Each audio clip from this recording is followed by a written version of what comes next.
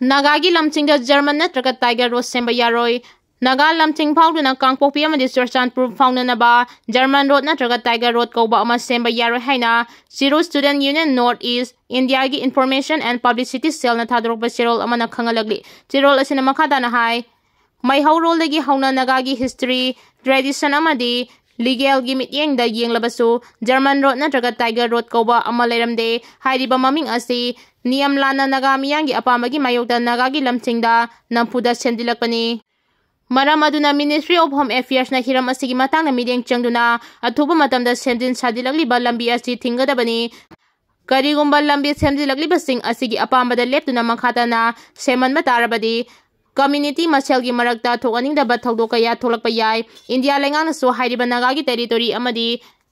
Saktam da singnabaga loinana semjilakliba lambi asi thingani haibagi chapchaba thajaba pigadabani loinana Nagagi lamchingda thamjiliba kuki militant singi camp sing athuba matamda lokthokadabani asigumba kanglon kaina thamjiliba camp sing asina ingna singna leijariba Naga miyamda chauna nungnangba pokhale haina su phongdoragli. Linthoinganbi gi aroiba mathau mangam pangthoknaba khanaragani ningsing thouram pangthoklagani.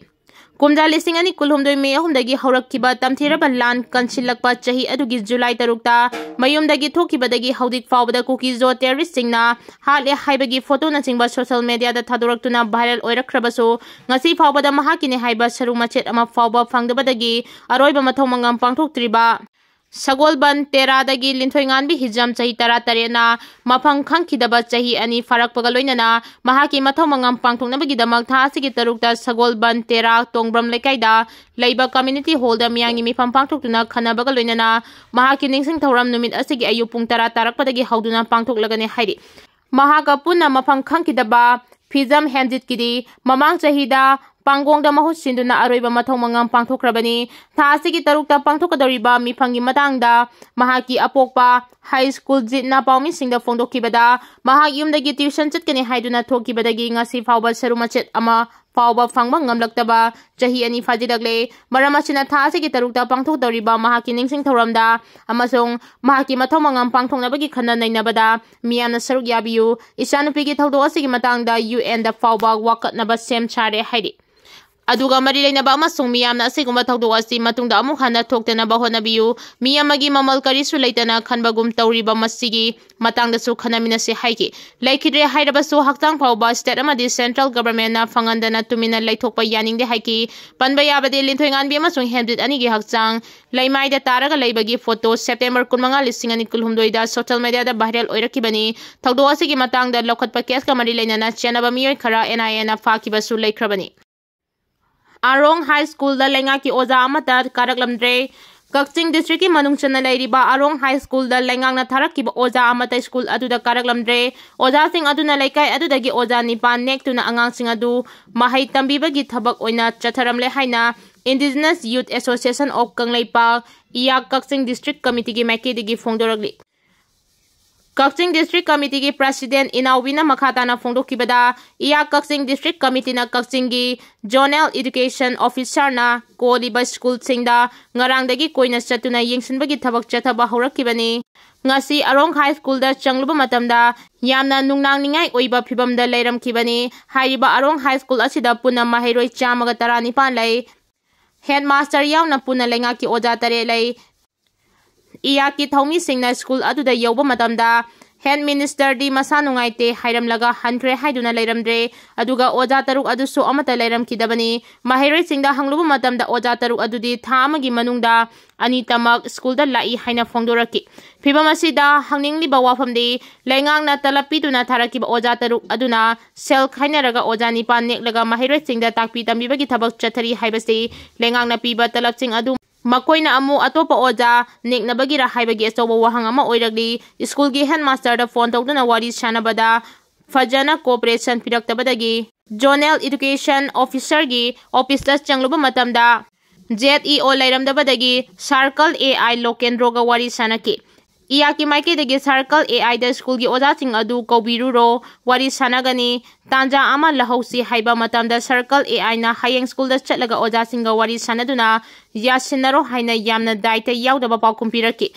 circle AI lokendro na oja singa paminaraga sanabiro hairaglibasi lengang na circle AI ama oina piriba power अदु सिदिनद्रे मसाना मसाबु दाइता याउदबा officer अमनी ताकचबनी circle AI ना ओजा सिंगा मानरगा हुरानबनी हाइबदा hymen बथोगलोय असिगुमा थवंग असि मपुगा हुरानबगा मानरगा मसाना मसागी pot हुरानजबनी मरा लैबा ओजा सिंग circle एआई अमदी जोनल एजुकेशन ऑफिसर की मथकता मरी लेनबा एजुकेशन डायरेक्टर ना मिदेंग चंगदुना मथौ ताबा थबक चिंग पाइखेनबा इया कक्सिंग डिस्ट्रिक्ट की मैकीदगी फोंगदुरगी लांजे लकपा अमा दुकान सेमजिनबदा मैना सिंगबदगी रिम्स लाइकनरी मे अहुम लिसिंग अनि कुलहुमदुदे लान हौरक्किबदगी मोरे वार्ड नंबर 5 तगी लांजिलक्तुना मयांग इम्फालदा लैबा प्रभावती कॉलेज ता हांग रिलीफ कैंप दा संगफम लौदुना लैरक्किबा मियोय एमा लांजिलक्पा अतोबा मियोय एमागी कांचीपुरदा लैबा दुकान सेमजिन साजिनबगी थबक तरुबदा इलेक्ट्रॉनिक हाई लाइन की मैना सिंगबदगी खोंग अनिमक थबाक अमसुंग ओइगी खुदांगदा मैना चाकिदुना रिम्स की मेल सर्जरी वार्ड लाइकनरी सोगलबा मियोय एसिगी ममिंग लौरेंगबम इंद्र कुमार चही निम्फु अपोपा एल मंगलेम्बा कवी लान थोक्ट्रिंगैगी ममांगदा इम्फाल मोरे लंबीदा मारुति भेन थौदुना हिंगनबगी लंबी ओइजरखिबनी अदुबु रिलीफ कैंप ता लैरकपदगी सेंथोक लंबी लैतेदुना अतोपा लांजेलकपा मियोय एमगी कांचीपुरदा दुकान साबा अमसुंग सेमजिन साजिनबगी थबक सुरिंगैदा खंगौदना ममांग थागी कुंतरु की नुंगथिल पुंग अहुमलोम तारकपदा मैना सिंगदुना सोकिबनी सोगलबा इंद्र कुमार अमसुंग महाकी लोइनबी लौरेंगबम ओंगबी nganthoi पाउचे असिगा ngasi सानकिबा वरीदा मखोय अनिना हाय रिम्स की डॉक्टर सिंगनदी महाकी हकचांगदा मै चाकलिबा सि सादा निफुमाथोय फावगी चांगदनी हाइदी अखोय अनिगी क्लास 9 तमलिबी इचानुपी अमगा क्लास 3 तमलबा इचानुपा अमगा लैरे हौदिकसु अहाक हवत कांखतपा ngamdabadagi aigi loinabigi mabungna rimsta laibiduna thangdok thangding tawbiri अहाक सोकपगी लायेंगबदा आइना सेमजिन साजिलुबा दुकान अदुगी मपु मोरेदगी लांजेनरकबा आईडीपी सिंगना सेलगी मतेंग खरदी पिबिरकी अदुगा मरी लेनबा एसडीसी नसो लुपा लिसिंग मंगागी सेंथम पिबिरकी अदुबु लायेंग बिरिबा डॉक्टर सिंगी मतुंगिना यामद्रबदा अहाक लायेंग संगसिदा था अमा खरा हेना लैबगी मथौ तारी हाइना फोंदोकपिरे मरमसना मखादाना आइगी असोकपा सिंग लायेंग बा मस्तुंग आइबु फामचेना बिरिबा सिंग नोमगी चंगदबा यादबा सेंफम सिंगी खनबदा खनफम थोक्तरे हाइना फोंदोरकी लायेंग लिबा इंद्र कुमार ना महाकी लोइनबीगा लोइनना रिम्सता लैरकपदगी मखोयगी मचा अनिना रिलीफ कैंप ता मोरेदगी लांजेन मिनरकपा सिंगल लैमिनदना महै मसिंग तमले हाइरकी थासी की कुनमाथोइदगी हौदुना अगस्त कुनमाथोइ फाउबा पार्लियामेंट की मॉनसून सेशन पांगथोकलगनी सेंटरना थासी की तरामापन ऑल पॉलिटिकल पार्टी की मिफम कौख्रे चलिबा थासी की कुनमाथोइदगी हौदुना अगस्त कुनमाथोइ फाउबा पार्लियामेंट की मॉनसून सेशन पांगथोकपदा लेबागसिगी प्रेसिडेंट द्रौपदी मुर्मुना अयाबा पीरे हाइना यूनियन पार्लियामेंटरी मिनिस्टर किरण रिजिजुना फोंदोखरे यूनियन मिनिस्टर किरण रिजिजुना हौकिबा युमसकैसन नुमिता माकी official social media X account थादोरपा वारोल अमदा वाफम अछि फोंदोखिबनी थासी की कुनमाथोइदगी हौदुना मथंग था अगस्त की कुनमाथोइ फाउबा पांगथोकदरिबा पार्लियामेंट मॉनसून सेशन अचिदा लेबाक चिनबा थुंगना पालन तौगदरिबा इंडिपेंडेंस डे थौरामगा मरी लेनना अगस्त 13 अमदी 13 दा पार्लियामेंट सेशन फमलोय हाइदी जम्मू एंड कश्मीर की पहलगाम दा पाकिस्तान दा बेस तौबा टेररिस्ट सिंगना लम कोइबा मियोय कुंतरुक नोमैना कापतुना हातकिबा थौदो अदुगा मरी लेनना ओपोजिशन पार्टी के लुसिंगबा सिंगे मैकेदगी पार्लियामेंट की स्पेशल सेशन पांगथुकना खना नैनबा डिमांड तौरखिबा लैरिंगे चरक असिदा union parliamentary minister Kiren रिजिजुना parliament की मॉनसून सेशन थासी की कुनमाथोइदगी हौदुना पांगथोकलगनी हाइना खंगलखिबनी थासी की कुनमाथोइदगी हौदुना पांगथोकदोरिबा पार्लियामेंट सेशन असि हौखिबा मे तरेता इंडिया लेंगा की याथंग मतुंग इना इंडियन एयर फोर्स ना पाकिस्तान की तोंगान टेररिस्ट कैम तरेता ऑपरेशन सिंदूर हाइना मिंगथोंदुना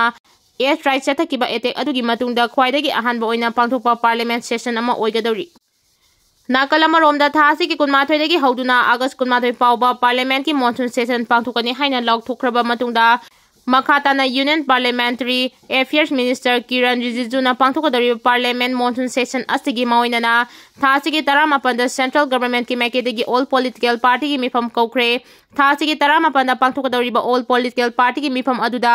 लाकदरिबा मॉनसून सेशन अदुगा मरी लेनबा वाफम चिंखना नैनगने हाइदी